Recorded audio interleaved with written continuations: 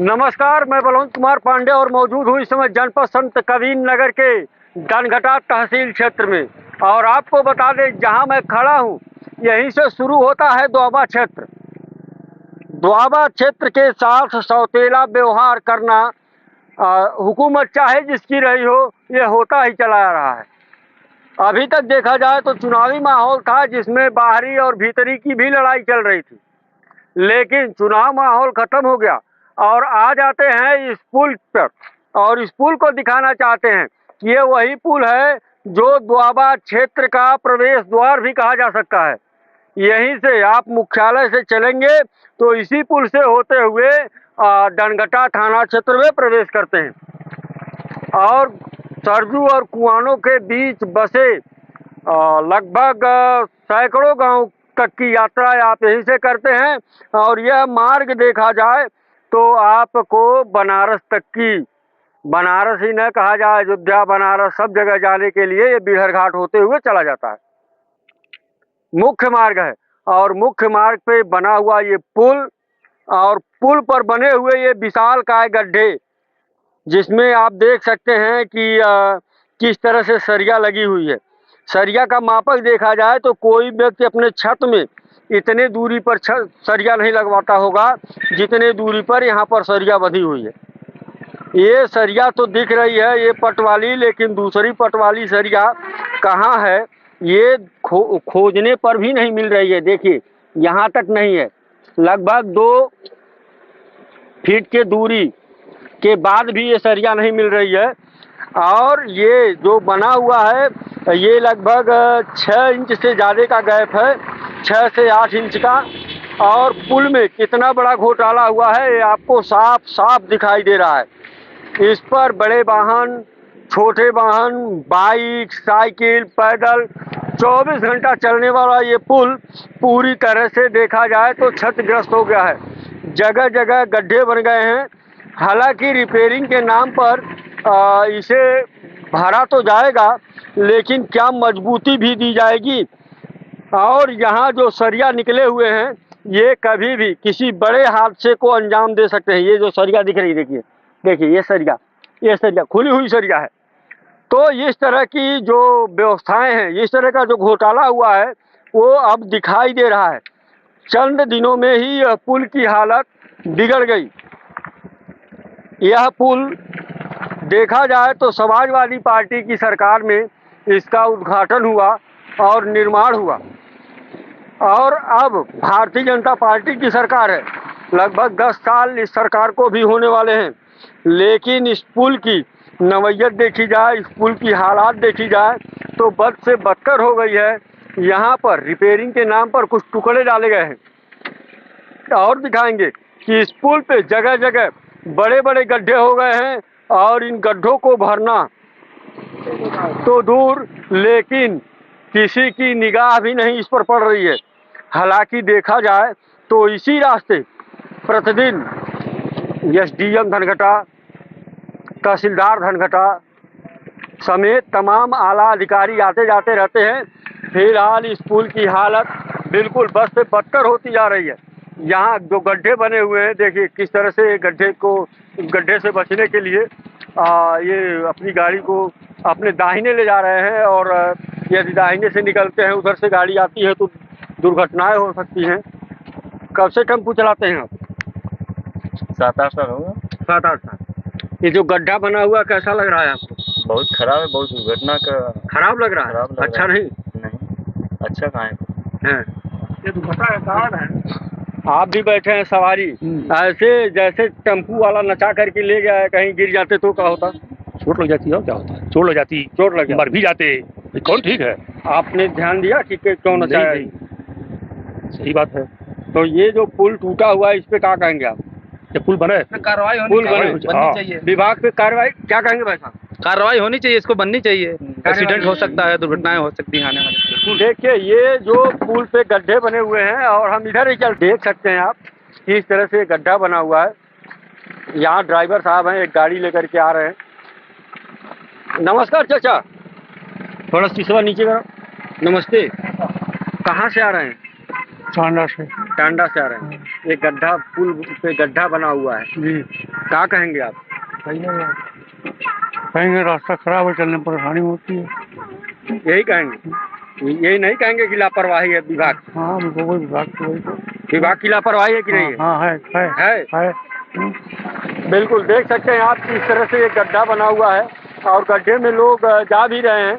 इनके बड़े वाहन भी आ रहे हैं। ये ट्रक देखिए, सामने से एक ट्रक आ रहा है और ट्रक पे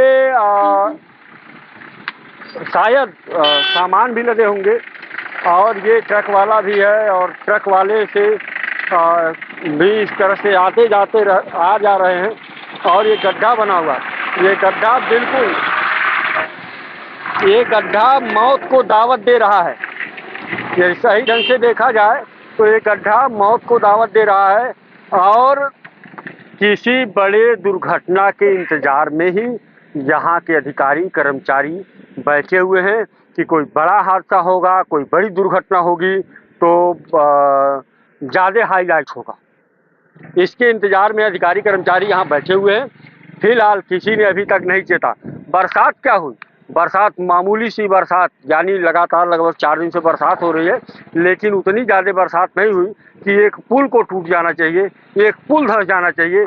और यहाँ पर एक पुल धंस गया है और ये एम्बुलेंस सेवा है, 24 घंटा चलती रहती है। यहाँ पर देख सकते हैं कि एम्बुलेंस जा रही है।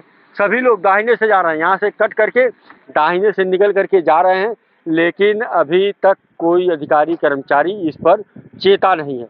और पुल की सरिया जो है ठेकेदार साहब जो बनवाए, जो इस पर ठेका लिए, उनको शायद ज्ञात नहीं था कि एक न एक दिन यह पुल उनके पोल को खोल करके रख देगा।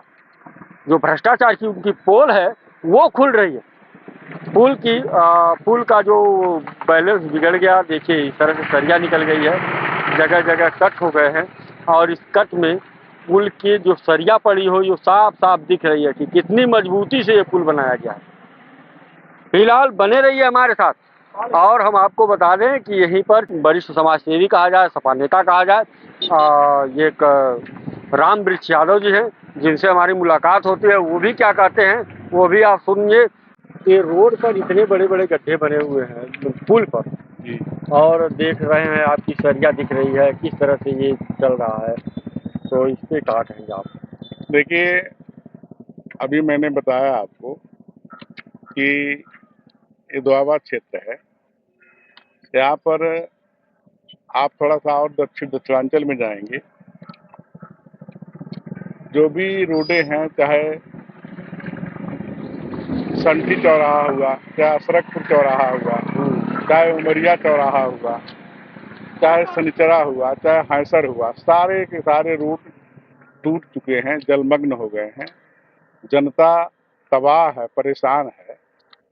निश्चित तौर पर कहीं न कहीं इस वर्तमान हुकूमत की घोर लापरवाही है और यहाँ के अधिकारी जो कान आंख मूंद करके काम कर रहे हैं और घोटाले में लिप्त हैं।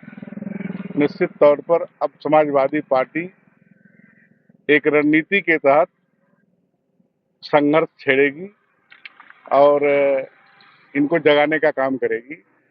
इतना बड़ा भ्रष्टाचार पूरे इतिहास में कभी नहीं हुआ होगा।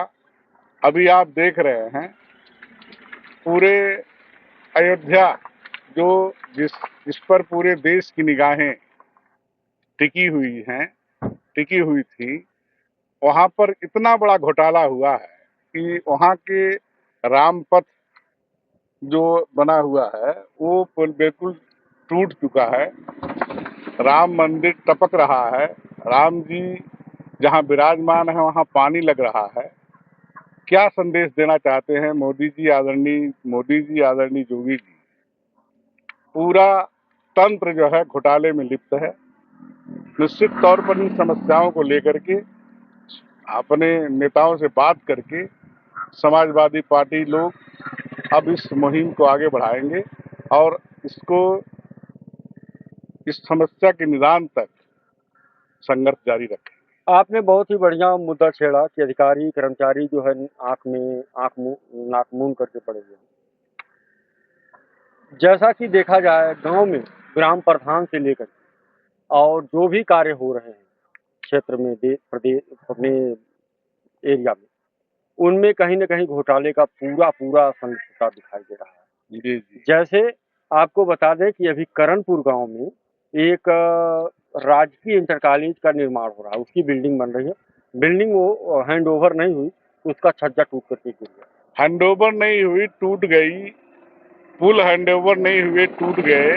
बिहार में आप देखिए दर्जनों पुल जो अभी हैंडओवर नहीं हुए थे टूट गए। और अयोध्या में जो एयरपोर्ट की छत है वो टूट गई, सड़कें टूट गई। पूरे देश की यही हालत है।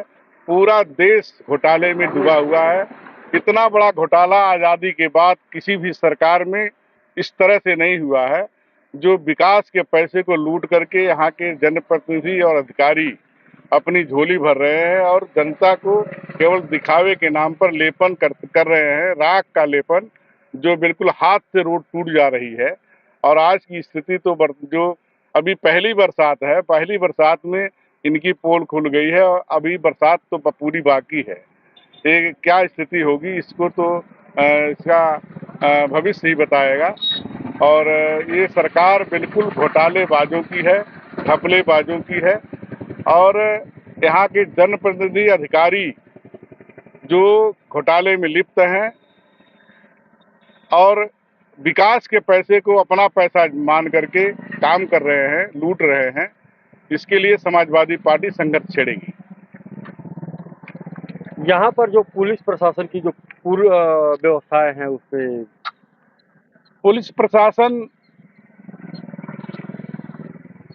प्रशासन के तौर पर जिस तरह से काम होना चाहिए, ये लोग केवल कोई भी दरखास्त आप लेके जाइए थाने पर, बिना पैसा लिए आपकी तहरीर दर्ज नहीं होने वाली है। घटनाएं तमाम घटित हो रही हैं, कोई कार्रवाई नहीं, कोई अपराध अंकुश नहीं। सारे इलाके में अपराध की बाढ़ आ गई है। जिस तरह से अभी बाढ़ आनी बाकी है, बाढ़ अपराध की आ चुकी है, सड़कें टूट रही हैं। अभी तो दोआबा क्षेत्र घाघरा और कुआनों के बीच में जो बसा है, अभी ये लीला बाकी है। ये अभी तक जो हमारे बंधे हैं, सरजू कुआनों के बीच में जो बंधे बने हैं, एमबीडी बांध बने हैं, मदरहा और बहराडांडी, कहीं कोई रिपेयरिंग का काम अभी तक नहीं हुआ है। जबकि बरसात आ गई, बाढ़ आने का समय आ गया, कब कहाँ कोई बंधा टूट जाए, गांव बह जाए, इसका कोई ठिकाना नहीं है। निश्चित तौर पर घोर लापरवाही है। अब इसके लिए समाजवादी पार्टी रणनीति के तहत काम करेगी और इनके आंख कान को खोलने का काम करेगी। और बने रहिए हमारे साथ। देखिए फिर किसी खबर के साथ किसी और मोड़ पर मिलते हैं। तब तक के लिए नमस्कार।